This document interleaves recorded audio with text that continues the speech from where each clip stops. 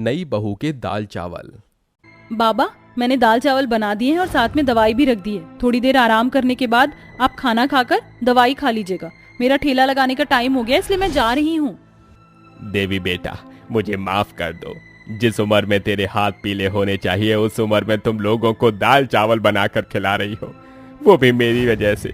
काश मैं लाचार ना होता तो तुम्हें आज ये सब नहीं देखना पड़ता बेटा। बाबा, ये आप कैसी बातें कर रहे हैं? एक बेटी का फर्ज होता है कि वो अपने माता पिता की सेवा करे। आप फिक्र मत कीजिए, आप जल्दी ठीक हो जाएंगे। इतना कहकर देवी अपने ठेले पर दाल चावल बेचने के लिए निकल जाती है। देवी के पिता की तबीयत खराब रहती थी, इसलिए अपना घर चलाने के लिए देवी को दाल चावल बेचने पड़ते थे। दाल चावल ले लो, दाल चावल, स्वादिष्ट गर्मा गर्म दाल चावल ले लो। अरे बहन जी, दाल चावल कैसे दिए हैं? 20 रुपए की हाफ प्लेट, 30 रुपए की फुल प्लेट। आप मुझे हाफ प्लेट दाल चावल दे दीजिए। देवी उस कस्टमर को हाफ प्लेट चावल दाल दे देती है। कस्टमर जैसे ही देवी के हाथ के दाल चावल खाता है तो उसे वो दाल चावल बहुत ही ज्यादा स्वादिष्ट लगते हैं। अरे मैंने आज से पहले इतने अच्छे दाल चावल कभी भी नहीं खाए। आज से जब भी मेरा दाल चावल खाने का मन होगा तो मैं यहीं पर आया करूंगा।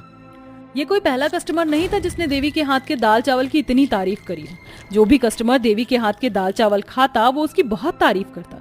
ऐसे ही समय बीतता रहता है और देवी रोज दाल चावल बेचती है कि एक दिन देवी के दाल चावल के ठेले के सामने एक बड़ी सी गाड़ी आकर रुकती है, जिसमें से रोहित नाम का लड़का निकलता है। रोहित बहुत ही अमीर और बड़े परिवार से होता है। सुनिए, क्या आप मुझे बता सकती हैं कि यहाँ कोई आसपास मैकेनिक की शॉप है? जी, यहाँ से सीधा जाकर आप राइट मुड़ जाइएगा, वहीं पर एक मैकेनिक की शॉप है। Thank you so much. न जाने मेरी गाड़ी को भी अभी ही खराब होना था। एक तो इतनी तेज की भूख लग रही है, ऊपर से ये गाड़ी भी खराब हो गई। पता नहीं अब ये गाड़ी को ठीक होने में कितना समय लगेगा।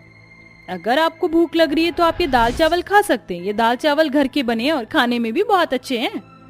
क्या करूँ, भूख तो लग रही है। एक काम करता हूँ, ये दाल चावल ही खा लेता हूँ। कम से कम थोड़ी बहुत तो भूख शांत होगी मेरी।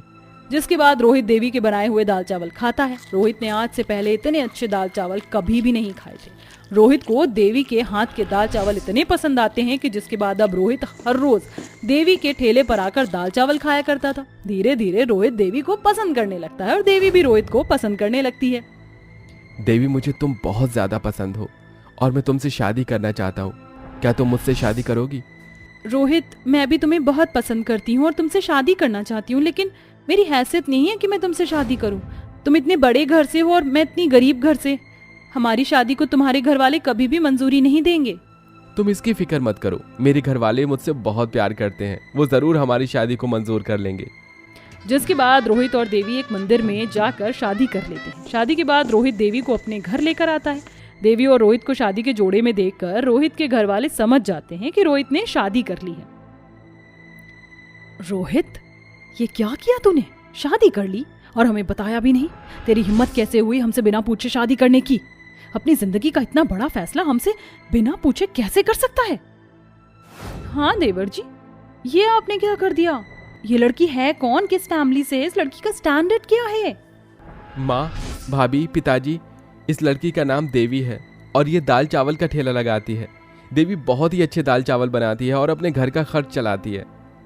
क्या एक दाल चावल बेचने वाली मेरे घर की बहू बनेगी? नहीं, ऐसा नहीं हो सकता। रोहित, तेरी भलाई इसी में है कि तू इस लड़की को जहां से लाया है वहीं छोड़ा, वरना मुझसे बुरा कोई नहीं होगा। शांति, ये तुम कैसी बातें कर रही हो? देवी अब इस घर की बहू है और रोहित की पत्नी। जो होना था हो गया, अब उसे बदला नहीं जा सकता। अंदर जाकर नई बहू की स्वागत की तैयारी करो। मोहित के कहने पर ना चाहते हुए भी शांति और मोना को देवी का गृह प्रवेश करना पड़ता है। गरीब होने की वजह से देवी की सास और उसकी जेठानी देवी को बिल्कुल भी पसंद नहीं करती थी और ऐसे ही देवी और रोहित का शादी का पहला दिन निकल जाता है। और अगले दिन, तुझे पता है ना आज तेरी पहली रसोई है। बाहर हमारे बहुत सारे रिश्तेदार आए हैं और वो लोग बहुत ही अमीर परिवार से हैं, तो उनके लिए अपनी पहली रसोई में कुछ अच्छा ही बनाइयो। कहीं लोगों के सामने हमारी नाक मत कटवा देना, समझी? माँ जी, आप फिक्र मत करिए, मैं खाना अच्छा ही बनाऊंगी और उन सबको मेरे हाथ का खाना जरूर पसंद आएगा। इतना कहकर मोना और शांति वहां से चली जाती हैं और देवी मन ही मन सोचती है कि वो अपनी पहली रसोई में क्या बनाए। हे भगवान, बाहर इतने सारे लोग हैं, ऐसा क्या बनाऊं जो जल्दी बन जाए और सबको पसंद भी आए। देवी इतना सोच ही रही होती कि तभी उसके मन में दाल चावल और खीर बनाने का ख्याल आता है। जिसके बाद देवी जल्दी से दाल चावल और खीर बनाती है और बाहर लेकर जाकर सभी को परोसती है। दाल चावल और खीर देखकर देवी की सास और मोना को बहुत गुस्सा आता है और वो उसे किचन में ले जाकर कहती है, अरे ओ अकल की अंधी, तुझे कहा था ना मैंने कि हमारे मेहमान बहुत अमीर परिवार से हैं, उनके लिए कुछ अच्छा ही बनाना। अगर तुझे अच्छा बनाना नहीं आता था तो हमें बोल देती, हम बना देते या बाहर से ऑर्डर कर देते। तूने उनको दाल चावल कैसे दे दिया? अब वो लोग यही कहेंगे ना कि तूने हमारी पल भर में नाक कटवा दी। शांति इतना कहकर देवी को डांट ही रही होती कि तभी शांति के रिश्तेदार शांति को बुलाते हैं और देवी के हाथ के बने दाल चावल की बहुत तारीफ करते हैं। अरे शांति, तुम्हारी बहू के हाथों में तो जादू है भाई। हमने आज से पहले इतने अच्छे दाल चावल कभी भी नहीं खाए। सच में तुम तो बहुत नसीब वाली हो जो तुम्हें इतना अच्छा खाना बनाने वाली बहू मिली है। सब रिश्तेदार देवी की बड़ी तारीफ करते हैं। देवी की तारीफ होता देख देवी की जेठानी मोना को बिल्कुल भी अच्छा नहीं लगता, जिसके बाद वो मुंह बनाकर वहां से चली जाती है। मोना हमेशा देवी को उसकी गरीबी की वजह से ताने दिया करती थी और उससे ही सारे घर के काम करवाया करती थी। ऐसे ही समय बीतता रहता है कि एक दिन अचानक रोहित को उसके बिजनेस में बहुत बड़ा लॉस होता है, जिस वजह से वो अपना सब कुछ खो देते हैं और एक छोटे से घर में आ जाते हैं। हे भगवान, ये क्या हो गया हमारे साथ? पल भर में हमारी सारी खुशियां उजड़ गई। अब हम लोग क्या करेंगे? हम लोगों की जिंदगी कैसे बीतेगी? न जाने किन लोगों की बुरी नजर हमारे हंसते खेलते परिवार को लग गई। गरीबी की वजह से देवी के ससुराल वालों को रहने में काफी परेशानी होती है। देवी से ये सब देखा नहीं जाता, जिसके बाद देवी दोबारा से अपना दाल चावल का ठेला लगाने के लिए सोचती है। जिसके बाद देवी जल्दी से दाल चावल बनाती है और दोबारा ठेला पर बेचने के लिए निकल जाती है। सभी कस्टमर को देवी के हाथ के दाल चावल बहुत ही पसंद आते हैं और धीरे धीरे देवी दाल चावल वाली के नाम से फेमस हो जाती है। अब देवी के ससुराल वालों की परेशानी धीरे धीरे खत्म होने लगती है। कुछ ही महीनों में देवी एक दाल चावल के ठेले से एक बहुत बड़ा होटल खोल लेती है, जिसके बाद अब सब कुछ पहले की तरह ठीक हो जाता है। बहू, मुझे माफ कर दे। मैंने तेरी गरीबी की वजह से तुझसे ना जाने क्या क्या कहा और तेरे साथ कैसा बर्ताव किया, लेकिन आज तेरी वजह से ही सब कुछ पहले की तरह ठीक हो गया है। मुझे भी माफ कर दो।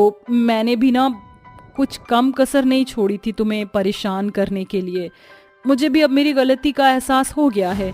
शांति और मोना को अपनी गलती का एहसास होता देख देवी उन्हें माफ कर देती है, जिसके बाद अब सभी साथ में खुशी खुशी रहते हैं।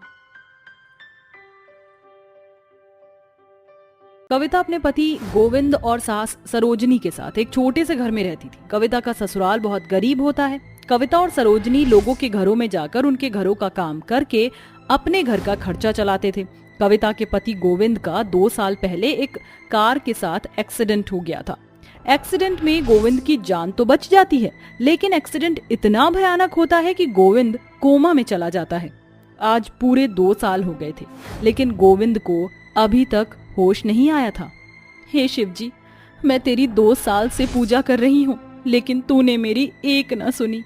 कविता बहू, ऐसा मत बोल। शिव जी की कृपा हम सब पर बनी रहती है हमेशा, वरना इतने भयानक एक्सीडेंट में किसी का भी बचना नामुमकिन है। लेकिन शिव जी ने हमारे गोविंद को बचा लिया।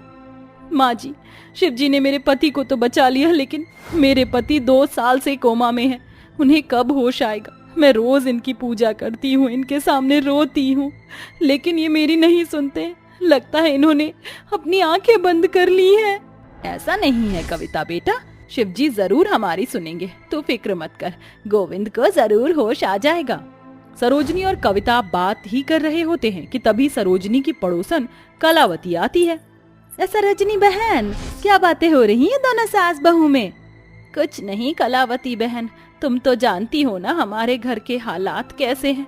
2 साल से मेरा बेटा कोमा में पड़ा हुआ है, न जाने कब मेरे बेटे को होश आएगा। सरोजनी बहन, तुम एक काम क्यों नहीं करती? तुम और कविता कांवड़ यात्रा पर क्यों नहीं जाती? मैंने सुना है जो भी शिव जी का भक्त सच्चे मन से कांवड़ यात्रा पर जाता है और उन पर जल चढ़ाता है, शिव जी उसकी हर मनोकामना पूरी करते हैं। मेरा विश्वास है कि अगर तुम दोनों भी वहाँ जाओगी तो शिव जी तुम्हारी जरूर सुनेंगे और देखना गोविंद को जल्द से जल्द होश आ जाएगा, वो पूरी तरह से ठीक हो जाएगा। अगर ये सब सच है तो मैं कांवड़ यात्रा पर जरूर जाऊंगी।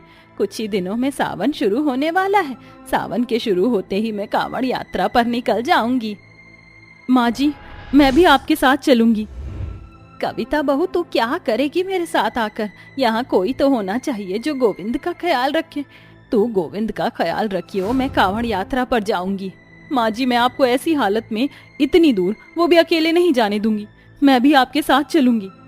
सरोजनी बहन, कविता बहू बिल्कुल ठीक कह रही है। ऐसी हालत में तुम इतनी दूर जाओगी, अगर कल को तुम्हें कुछ हो गया तो तुम्हारे आसपास कोई तो अपना होना चाहिए जो तुम्हारी मदद करे। तुम और कविता दोनों कांवड़ यात्रा पर जाओ, तुम्हारे लौटने तक मैं गोविंद का अच्छे से ख्याल रखूंगी। कलावती की बात सुनकर सरोजिनी को बहुत खुशी होती है। कुछ दिनों के इंतजार के बाद सावन का महीना शुरू हो जाता है। सावन का महीना शुरू होते ही कविता और कलावती मंदिर में जाकर शिव जी की अच्छे से पूजा करते हैं और दोनों सास बहू कांवड़ियों के साथ कांवड़ यात्रा पर निकल जाती हैं।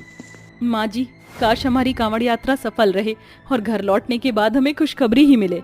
कविता बहू तो फिक्र मत कर, मुझे भरोसा है कि ये कांवड़ यात्रा हमारी सफल रहेगी और शिव जी हमसे जरूर प्रसन्न होंगे और वो हमारी इच्छा को जरूर पूरा करेंगे। कविता और सरोजिनी बड़े ही मन से इस कांवड़ यात्रा पर निकलते हैं, इस सोच से कि गोविंद को होश आ जाएगा। लेकिन उन्हें नहीं पता था कि ये कांवड़ यात्रा उनके लिए जितनी आसान दिख रही है उतनी आसान नहीं होने वाली है। कविता और सरोजिनी कांवड़ियों के साथ पैदल ही कांवड़ यात्रा कर रहे होते हैं कि तभी अचानक जोरों से बारिश शुरू हो जाती है।